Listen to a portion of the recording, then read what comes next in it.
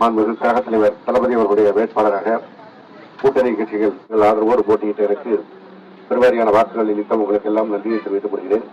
என்றைக்கும் குன்னம் திராவிட முன்னேற்ற கழகத்திற்கு திராவிட முன்னேற்ற கழக கூட்டணிக்கு ஆதரவாக இருக்கின்ற பகுதி என்கின்ற வகையில் மீண்டும் இந்த வெற்றி அளித்திருக்கிறீர்கள்.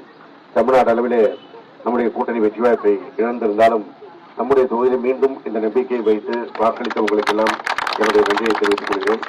மாண்புமிகு கழக தலைவர் அவர்கள் முதல்வராக பணியாற்றிய நேரத்தில் நம்முடைய தொகுதியினுடைய பிரதிநிதியாக எனக்கு அமைச்சராகக்கூடிய வாய்ப்பை அளித்து நம்முடைய தொகுதியுடைய வளர்ச்சிக்கான பணிகளை அளித்தார்கள். இன்றைக்கு அந்த பணிகள் எல்லாம் செய்திருந்து இன்னும் கூடுதலான பணிகளை செய்ய வேண்டிய சூழலில் எதிர்கட்சியாகக்கூடிய சூழல் இருந்தாலும் தொடர்ந்து உங்களுக்காக உழைப்போம். சட்டமன்ற உறுப்பினர் ரீதியிலிருந்து நம்முடைய பகுதிக்கான இன்னும் அத்தியாவசிய பணிகளை செய்து தருவதற்கு உங்களுக்கு உறுதுணையாக இருப்போம் என்ற உறுதியை இந்த நேரத்தில் தெரிவித்துக் கொள்கிறேன். இந்த ஆட்சி மாற்றம் என்பது ஒரு தற்காலிக ஆட்சி மாற்றம் தான். நம்முடைய மாண்புமிகு முதலமைச்சர் அவர்கள் மக்களுக்கு வழங்கிய நலத்திட்டங்கள் எல்லாம் இன்றைக்கும் அவர்களுடைய மனதிலே இருக்கிறது.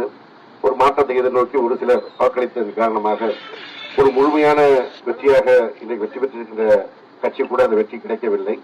மற்ற கட்சிகளுடைய ஆதரவோடு தான் அவர்கள் ஆட்சி அமைக்க வேண்டிய சூழல் இருக்கிறது. எனவே மீண்டும் என்றைக்கும் திராவிட முன்னேற்ற கழகம் அரியணை ஏறும், நம்முடைய முதலமைச்சர் ஆவார் என்ற நம்பிக்கையோடு இந்த எதிர்கட்சியுடைய பணியையும் நம்முடைய எதிர்கட்சி தலைவர் மாநில இளைஞரணி துறை செயலாளர் இளந்தலைவர் உதயநிதி ஸ்டாலின் அவர்கள் தலைமையிலே மேற்கொள்வோம்.